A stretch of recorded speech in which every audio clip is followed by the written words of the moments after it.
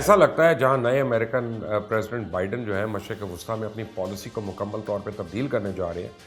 وہیں اس خطے میں اپنے سب سے بڑے اتحادی سعودی عربیہ کے علاوہ سب سے طاقتور شہزادے محمد بن سلمان کو کسی صورت اب معاف کرنے کے لیے تیار نہیں ہے، اور اس سلسلے میں بیانات کے ایک بڑے سلسلے کے بعد ایک باقاعدہ دھماکہ کرنے کی تیاری ہو رہی ہے۔ آپ کسی بھی وقت سنیں گے کہ سعودی صحافی جمال خشوگی کے قتل پر امریکہ نے اپنی خفیہ ایجنسی کی طرف سے کی جانے والی رپورٹ جاری کر دی ہے اور اس کی مکمل تیاری کر لی گئی ہے۔ اصل بات یہ نہیں ہے کہ رپورٹ جاری کی جا رہی ہے، بلکہ اصل بات تو یہ ہے کہ امریکہ اس رپورٹ میں محمد بن سلمان کو جمال خشوگی کا قاتل قرار دینے جا رہا ہے، اور اس رپورٹ پر نظر رکھنے والے 4 امریکن عہدیداروں کے مطابق رپورٹ میں سعودی ولی عہد محمد بن سلمان کو خشوگی کی ہلاکت کا ذمہ دار ٹھہرایا گیا۔ اب CIA نے یہ رپورٹ مرتب کرنے میں کلیدی کردار ادا کیا، جسے محمد بن سلمان کے حریف شہزادہ محمد بن نائف کا ہمدرد سمجھا جاتا ہے، اور رپورٹ میں بتایا گیا کہ محمد بن سلمان نے جمال خشوگی کے قتل کی منظوری دی تھی۔ جمال خشوگی امریکی اخبار واشنگٹن پوسٹ میں کالم لکھتے تھے اور سعودی ولی عہد محمد بن سلمان کی پالیسیز پر کھل کر تنقید کرتے تھے، اور اس رپورٹ میں مزید اور کیا کیا خوفناک انکشافات ہیں اس پہ تو میں آپ کو آگے تفصیل بتاؤں گا، لیکن آپ نے اگر ابھی تک اس چینل کو سبسکرائب نہیں کیا تو پلیز کر لیں، یہ جو گھنٹی کا نشان ہے اس کو ذرا دبا لیں۔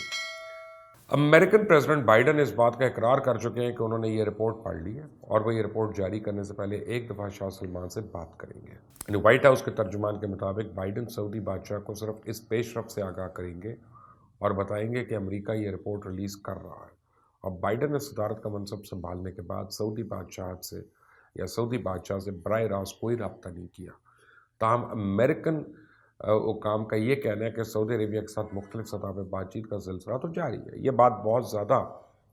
اہمیت کی حامل ہے کہ بائیڈن کنگ سلمان سے بات کیا کریں گے۔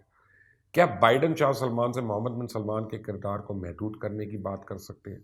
کیا بائیڈن یہ کہہ سکتے ہیں کہ سعودی عربیہ میں نئے بادشاہ بنانے کے روایتی طریقے کو اپناتے ہوئے محمد بن سلمان کو کراؤن پرنس کے عہدے سے ہٹایا جائے؟ کیا ان سب باتوں کے پیش نظر سعودی عربیہ کو پریشر میں رکھ کر ایران سے ڈیل کا اعلان کرنا ہے تاکہ سعودی عربیہ کی طرف سے کسی قسم کے ری ایکشن کی توقع نہ ہو؟ اب جمال خشوگی کے قتل کی تحقیقاتی رپورٹ جاری کرنے کا فیصلہ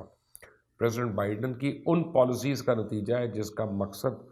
ہیومن رائٹس کی مبینہ خلاف ورزی اور یمن کی خانہ جنگی میں ان کے کردار کا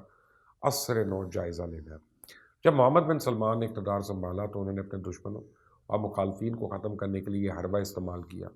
کچھ کو سزا دی گئی، کچھ کو قتل کیا گیا۔ اب سوال یہ پیدا ہوتا ہے کہ کیا ان کی حکمت عملی ٹھیک تھی؟ تو اس کا جواب ہے نہیں۔ محمد بن سلمان نے آل سعود کی تخت نشینی کے معاہدے کی خلاف ورزی کی، انہوں نے سابق ولی عہد کو نظر بند کیا، اس منظر عام سے ہٹانے کے لیے تشدد کا نشانہ بنایا، اور محمد بن سلمان نے بہت سے سینئر شہزادوں کو گرفتار کیا، پھر انہیں چھوڑنے کے لیے ان کے خاندانوں سے بھاری رقوم وصول کی، اور انہوں نے اپنے دیگر مخالفین کو گرفتار اور تشدد کا نشانہ بنایا۔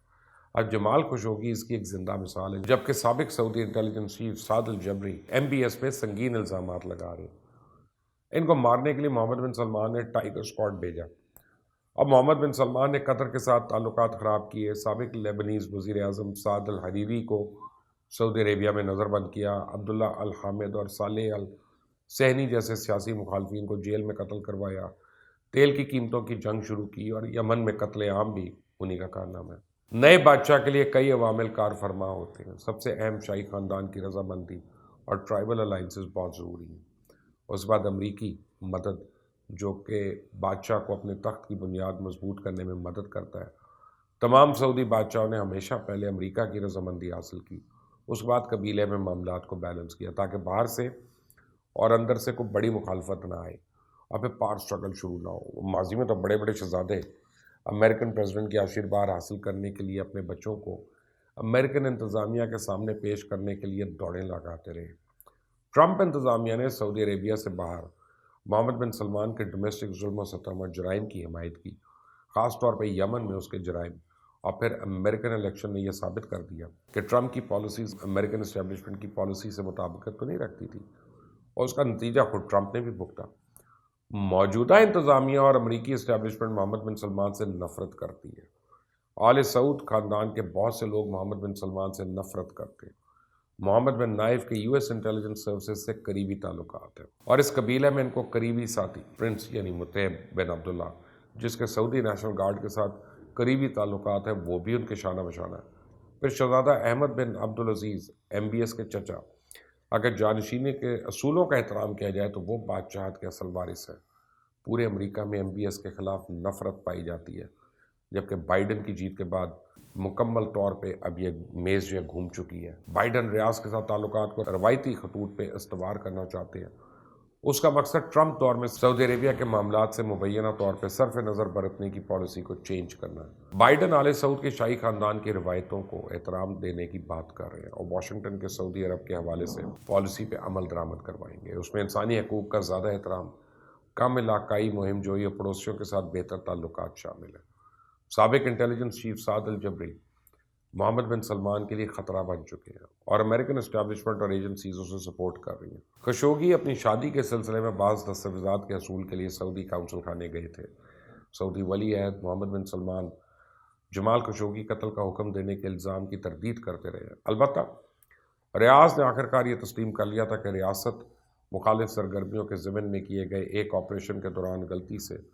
جمال خشوگی کی ہلاکت ہو چکی۔ بعد ازاں سعودی ولی عہد محمد بن سلمان نے بھی جولائی 2019 میں ایک بیان میں کہا کہ خشوگی کی ہلاکت کی اخلاقی ذمہ داری قبول کرتے ہیں۔ خشوگی کی ہلاکت میں ملوث 5 اہلکاروں کو سزائے موت سنائی گئی، تاہم خشوگی کے اہل خانہ کی جانب سے معافی کے بعد ان کی سزائے 20 سال قید میں تبدیل کر دی گئی اور جمال خشوگی کو آخری مرتبہ 2 اکتوبر 2018 کو استنبول میں سعودی کونسل خانے کے اندر داخل ہوتے ہوئے دیکھا گیا۔ بعد ازاں انہیں سعودی ولی عہد سے منسلک اہلکاروں کی ٹیم کی جانب سے قتل کیے جانے کی اطلاعات آئی تھیں اور پھر خشوگی کی باقیات آج تک نہیں ملی۔ اسی نئی رپورٹ کے جاری ہوتے ہی پوری دنیا کے میڈیا پر ایک ایسی نفرت کی لہر دوڑائی جائے گی اور ظلم کی ایسی داستانیں سنائی جائیں گی کہ دنیا بھر میں محمد بن سلمان کے لیے نفرت ہو، مزید اضافہ ہو اس نفرت میں۔ اور میری نظر میں یہ محمد بن سلمان پہ اب تک سب سے کڑا وار ہوگا، جو کہ محمد بن سلمان انتہائی سنگین نتائج بھگت سکتے ہیں اور ان کے نئے بادشاہ بننے کی راہ میں شدید مشکلات بن جائیں گی،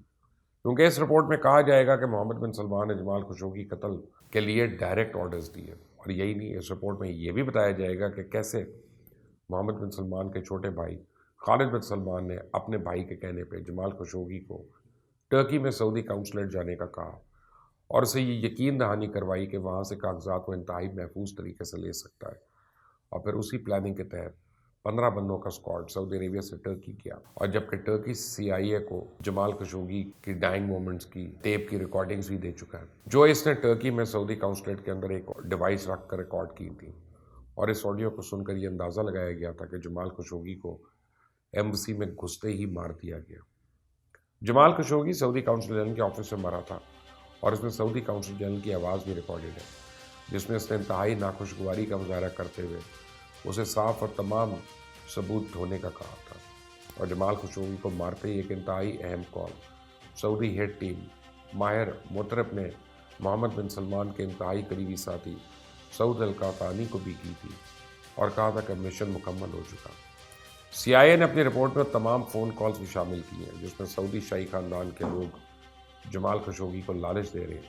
اور CIA کی سسپینڈ رپورٹ ان تمام حقائق کو مد نظر رکھتے ہوئے بنائی گئی کہ سعودی عربیہ میں ایک پتا بھی محمد بن سلمان کے حکم کے بغیر نہیں ہل سکتا، اور اس رپورٹ کی تباہ کن اثرات کی وجہ سے ٹرمپ اسے مسلسل سینٹ کے پریشر کے باوجود روکتے آ رہے تھے۔ یہ ہے لیٹسٹ ڈیولپمنٹ۔ آنے والے دن محمد بن سلمان کے لیے کیا خبریں لے کے آتے ہیں پتہ چلے گا، لیکن اس چینل کو سبسکرائب کریں، بیل آئیکن کو پریس کریں۔ انٹل نیکسٹ ٹائم، اللہ حافظ۔